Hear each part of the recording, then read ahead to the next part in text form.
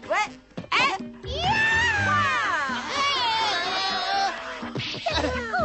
C'est super bien arrêté, ouais. C'était bien.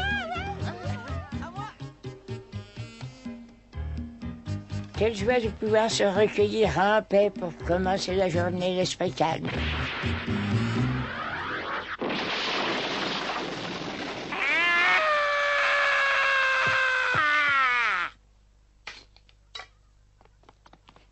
On pourra avoir notre ballon, s'il vous plaît?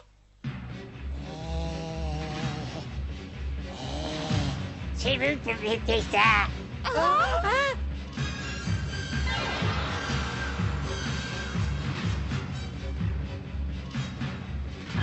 On est vraiment désolé. Vous l'avez mis à mieux. Je vous maudis. On va tous aller en enfer. Non, encore du curé. Mais enfin, tu n'aurais pas pu nous préparer autre chose pour une fois, Victor?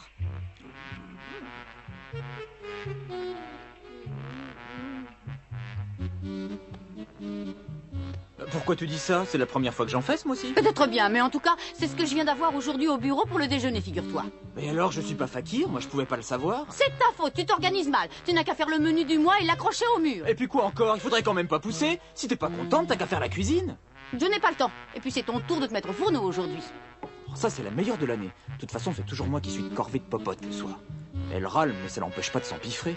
Elle devrait se mettre au régime, ça lui ferait pas de mal. Quoi? Qu'est-ce que tu racontes? Ah non, non, j'ai rien dit. Tais-toi. C'est brûlant. Oh, oui. Oh. Mais dites quelque chose, vous deux, au lieu de rester là à vous remplir la panse, défendez-moi pour une fois. Je vais mourir de faim. Oh! Mais je t'en supplie, fais-moi quelque chose à manger. Tout sauf du curry. Oh non, dites-moi que je rêve.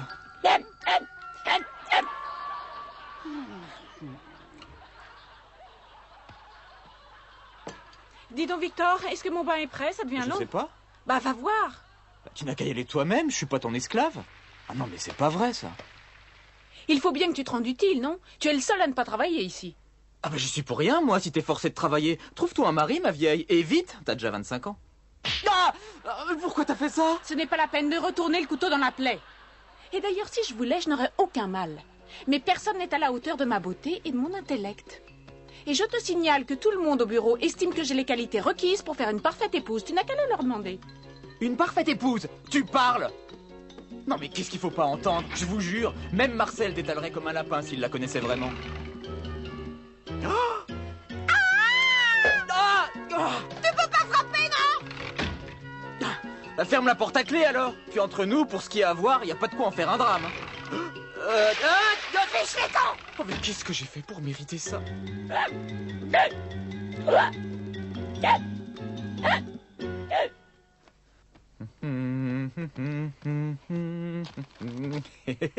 C'est malin. Maintenant, à chaque fois qu'il va me voir, je suis prête à parier qu'il va se mettre à ricaner rien que pour m'embêter.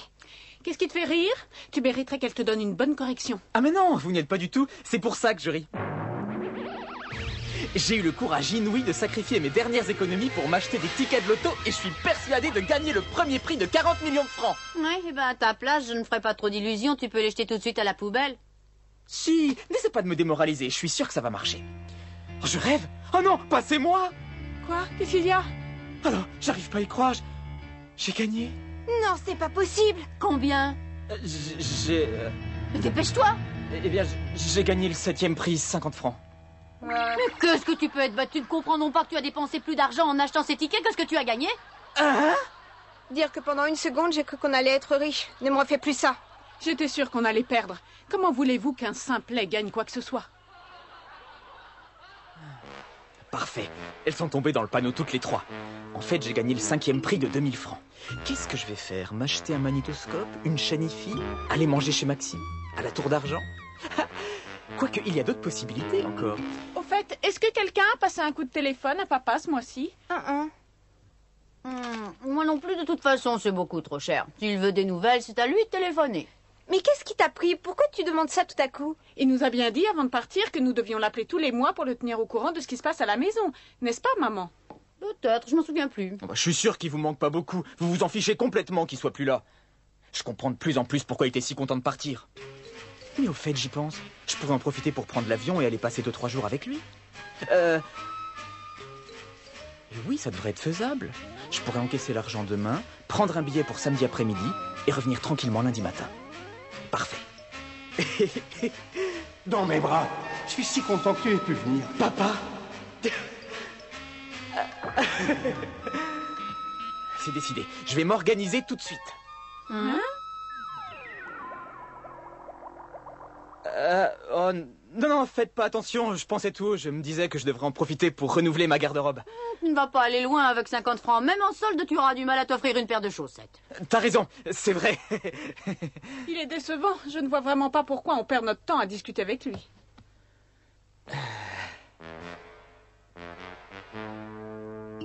Il n'y a pas de doute, c'est la meilleure solution. Si je n'achetais pas quelque chose, elle trouverait le moyen de me le piquer.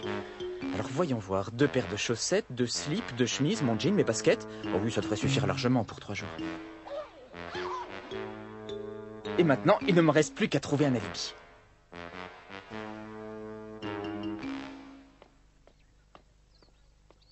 Salut Marcel, viens par là, j'ai 2 mots à te dire. Hein? Non mais ça va pas. Pourquoi tu veux qu'on se rencontre en cachette comme ça? Non mais tu te rends compte, si on nous voyait, les gens se feraient des idées. Ah bah, si tu veux tout savoir, à force d'être entouré de filles toute la journée, la compagnie des garçons, ça me manque. Et oh! Non, il faut que je m'en aille, moi. Non, reste, je plaisantais. Non, j'ai un petit service à te demander, d'homme à homme. Je te jure que c'est très important. D'homme à homme? Oui, écoute-moi bien, j'ai besoin de ton aide. Il va falloir que je vienne coucher chez toi samedi et dimanche soir. Hein? Quoi? Non mais t'es cinglé? Non mais je te dis que mes parents voudront jamais. Et non, t'inquiète pas, il me faut un alibi. Je veux simplement que tu dises à ma famille que j'ai couché chez toi. Qu'est-ce que c'est que ces histoires? Qu'est-ce que tu prépares comme mauvais coup? Allez, avoue. Eh bien, je vais faire un petit voyage. Un voyage? Ouais, je pars à la recherche d'une certaine affection perdue. Voilà, t'es content maintenant? Bah oui, c'est très clair, je dois dire. Mais qu'est-ce qu'il me raconte là? J'ai rien compris du tout. Bon, bah alors tu peux me lâcher maintenant. Mais minute papillon, combien ça va me rapporter cette histoire? Ah, bravo, belle mentalité. Tiens, vampire. Ah non, tu sais bien que tout a un prix dans la vie, Victor, même l'amitié. J'ai horreur de mentir, mais pour toi, je ferai une exception. Allez, pars à la recherche de ton affection perdue, comme tu dis. Et n'oublie pas de me ramener un petit souvenir, pas trop cher. C'est l'intention qui compte entre amis. Bon, ça y est, c'est réglé.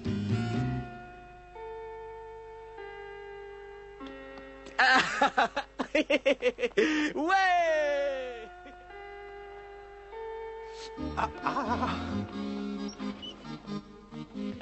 Clotilde ne travaille pas le vendredi après-midi et d'habitude elle reste chez elle. Je suis au courant de tous ses faits et gestes. Désolé Victor, ta sœur a beaucoup plus d'importance à mes yeux que toi. Pas question de lui mentir. Clotilde Duroc à l'appareil. Je suis un ami qui vous veut du bien, mais pour des raisons personnelles, je préfère rester anonyme. Je suppose que c'est toi, Marcel. Il n'y a que lui pour inventer des histoires pareilles. Oh bah oui, c'est moi, t'as deviné. Désolé, Victor n'est pas encore arrivé. Je lui dirai que tu as appelé. Non, attends, c'est à toi que je voulais parler. C'est au sujet... D'une certaine affection perdue, tu me suis? Il est encore plus disjoncté que je croyais. Je sais à quel point tu t'inquiètes pour ton frère, et avec raison d'ailleurs. Alors, je voulais te prévenir qu'il a l'intention de faire un petit voyage pendant le week-end sans vous le dire. Mais où est-ce qu'il veut aller? Je n'en ai aucune idée, je n'ai pas réussi à en savoir plus. Mais ce que je sais, c'est que les mensonges et les fugues, ça mène tout droit à la maison de correction. Si je te dis ça, c'est parce que tu es ma copine. Hein? Ah, alors là, je crois que je vais remonter en flèche dans son estime.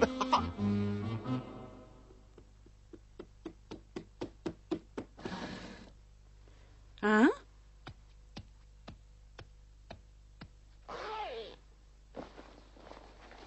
Il a préparé ses affaires. Mais alors, c'est vrai.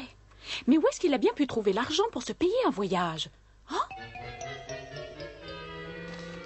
Évidemment, j'aurais dû m'en douter.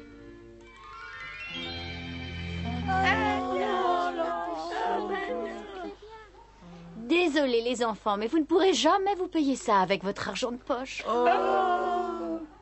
Soyez maudits, soyez tous maudits. Si jamais on n'arrive pas à lui en trouver un autre, on ira tous en enfer. On n'y peut rien, c'est trop cher de toute façon. Ah, salut la compagnie. Ah, c'est toi, Victor. Bonjour.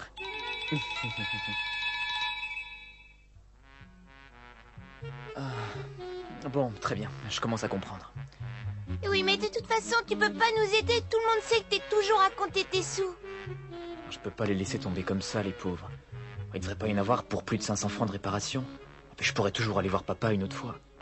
Bon, vous inquiétez pas, les enfants. Retournez jouer, je vais vous arranger ça.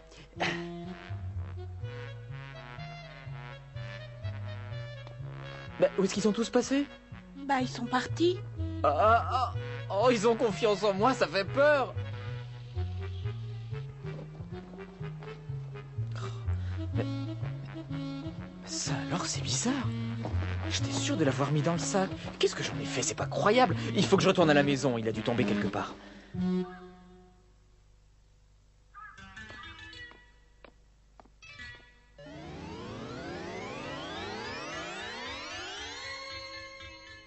Je me disais bien que c'était curieux qu'il n'ait gagné que 50 francs au loto. Heureusement que ce cher Marcel t'a appelé. Ça m'ennuie quand même un petit peu qu'il ne partage pas ce dîner avec nous. Il ne l'a pas mérité. Il préparait un mauvais coup. En dépensant son argent, on lui évite de se retrouver en maison de correction.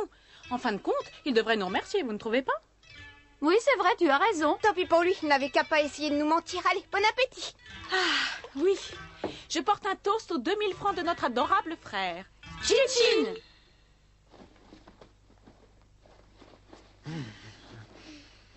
C'est vraiment bizarre, j'ai fouillé partout et j'arrive pas à mettre la main dessus. Mais qu'est-ce qui a bien pu se passer? Oh, c'est bien la première fois que je passe une si bonne soirée grâce à Victor. Bonsoir, Victor. J'espère que tu ne nous as pas attendus, on a déjà dîné. Et je suppose que vous avez été au restaurant grâce à mon argent? Non, on a gagné au loto, nous aussi. Pas la peine de me raconter du baratin. Je sais que vous m'avez piqué mon ticket gagnant de loto. Arrête ton cinéma, tu veux. Et de toute manière, je te rappelle que tu l'as acheté avec l'argent de poche que nous te donnons. Donc, quand on réfléchit bien, c'est comme s'il nous appartenait. Exact. Et en plus, tu avais l'intention de t'en servir pour faire des choses répréhensibles. Tu as encore beaucoup à apprendre avant de pouvoir nous rouler. On n'est pas né de la dernière pluie, tu sais. Tiens, voilà ce qu'il reste. Ça te servira pour faire les courses jusqu'à la fin du mois. Oh non, c'est pas possible. Il ne reste que 420 francs. Mais comment vous avez fait? Elles ont dépensé une véritable fortune. Il ne me reste plus que mes yeux pour pleurer. Ça suffit. Va plutôt me faire couler un bain. Et fais-moi une tasse de thé, je meurs de soif. Et après, tu feras le ménage dans ma chambre. Il ne me reste même plus assez pour réparer les bêtises des enfants. Tant pis, j'essaierai de me débrouiller quand même avec ce que j'ai. Allô, c'est toi, Germaine? Quoi de neuf? Est-ce que tout le monde va bien chez toi? Oh non, c'est pas possible, il est encore mal en point. Quel dommage, mais en tout cas, je te remercie. Quoi? Maman, qu'est-ce qui se passe? Mon amie Germaine, vous savez, la cousine de Lulu, elle devait partir en voyage, mais son petit dernier à la coqueluche et du coup, elle m'offre le billet d'avion, je vais passer le week-end sur la côte. Quand est-ce que tu dois partir? Demain matin, je reviendrai lundi soir. Mais moi aussi, je dois m'en aller demain. J'ai une compétition de tennis dimanche toute la journée. Vous en avez de la chance toutes les deux. Moi, je dois travailler ce week-end. Le patron nous a prévenus au dernier moment. C'est pas grave, Victor gardera la maison et je lui dirai d'en profiter pour faire le ménage à fond, ça l'occupera. Alors là, tu te mets le doigt dans l'œil jusqu'à l'omoplate. J'ai autre chose à faire. Bon, alors, pas de bêtises surtout, hein. Je t'ai fait la liste de tout ce qu'il y a à nettoyer. Il n'y aura que nous deux pour le dîner ce soir. Tâche de faire quelque chose de bon. Oui, vous pouvez compter sur moi. Bonne journée, les filles, et bon voyage, maman. Bon, et maintenant, passons aux choses sérieuses.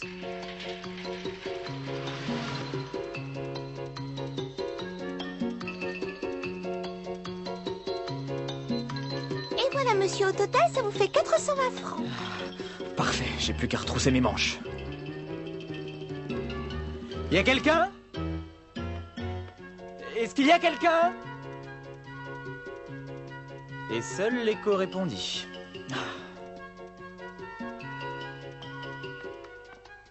Bon, bah je vais m'y mettre tout de suite. Je lui expliquerai plus tard.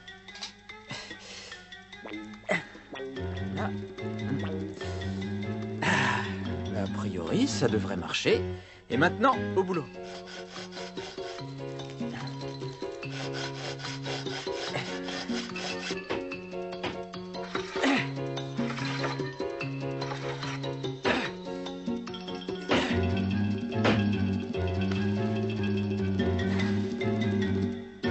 Hop, et voilà le travail.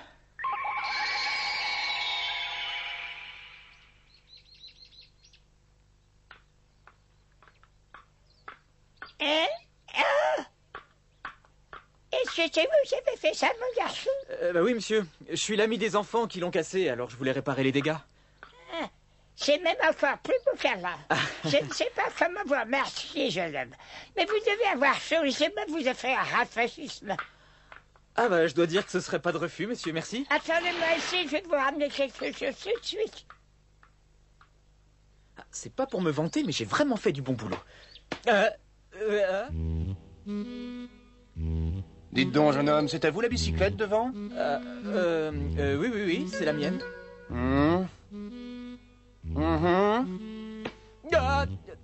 En route, on va aller faire un petit tour au commissariat. Bah, et pourquoi? Et minute, j'ai rien fait, moi.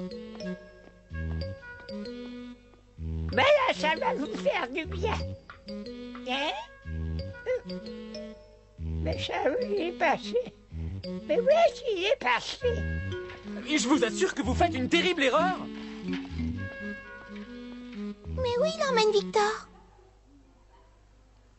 Comment tu t'appelles? Victor Duroc. Duroc, ça me dit quelque chose, ça. C'est pas la famille où il y a 2 filles superbes. C'est pas possible. T'es trop moche pour avoir 2 sœurs comme ça.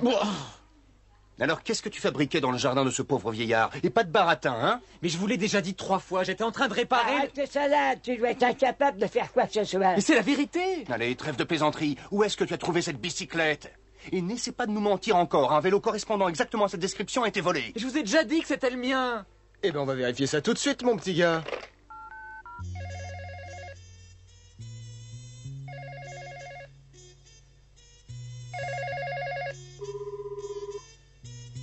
Il n'y a personne, ça ne répond pas. Oh là là, me voilà mal parti. En plus, j'ai pas un seul témoin. Oh, cette fois, je suis cuit.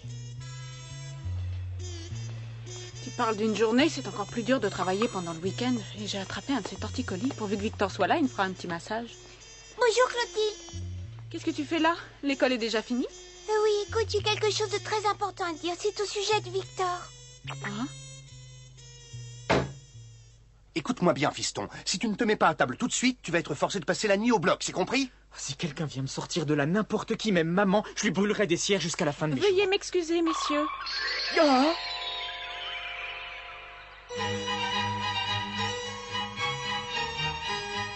Wow. Ma grande sœur chérie. Bonjour, messieurs, je m'appelle Clotilde Duroc. J'ai cru comprendre que mon frère avait été arrêté. Il n'y a rien de grave, j'espère. Alors, il s'agit bel et bien de votre frère, mademoiselle? Mais la bicyclette qui se trouve dehors, elle est à vous aussi? À ma mère, pour être précise. Alors c'est vrai, il a dit la vérité. Il s'agit de malentendu. Mais c'est ce que je me tue à vous dire depuis tout à l'heure. Victor! Ah. Tu vois, je t'avais prévenu, à force de mal te comporter, les gens vont finir par croire que tu n'es qu'un sale petit vaurien. Allez, excuse-toi auprès de ces messieurs, s'il te plaît. Désolé. Force de mal te comporter. Ça, c'est la meilleure. Non, mais regardez-la. Elle essaie de se faire passer pour un ange, cette tortionnaire. Je suis vraiment navrée pour tous les ennuis qu'il a pu vous causer, messieurs. Oh, mais il n'y a pas de mal. Tout le plaisir a été pour nous. Oh. Oh. Elle est encore plus belle qu'on le dit.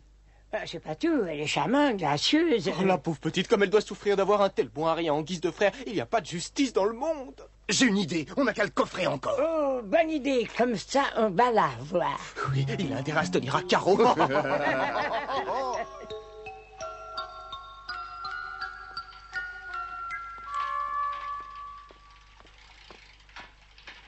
Alors c'est Titoune qui t'a dit ce qui s'est passé? Et tu te rends compte, je lui dois une fière chandelle. Sans elle, je risquais de passer la nuit en cellule et d'avoir un casier judiciaire pour vol de bicyclette. Bah quoi? Il me semble qu'on t'avait dit de rester à la maison et de faire le ménage. Tu as désobéi délibérément. Mais je t'ai expliqué pourquoi. C'était une bonne raison, non? Ça suffit, tais-toi.